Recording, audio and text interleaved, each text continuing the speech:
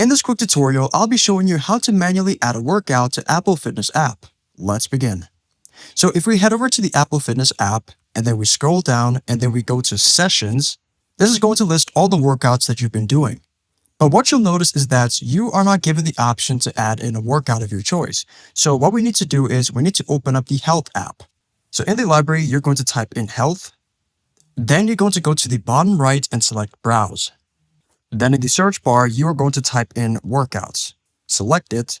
Then in the top right, select Add Data. Now next to Activity Type, it's going to say Running.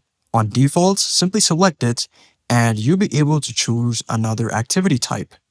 Once you're happy with everything, you can add in some more details such as the kilocalories or the distance, and then where it starts and then where it ends. And if you simply want to save it, go to the top and select Add. So after you're done, the Health app is going to sync in with your Fitness app and is going to enter in that new workout into the Fitness app. And there you go. I hope this video was helpful for you, and I'll see you in the next one.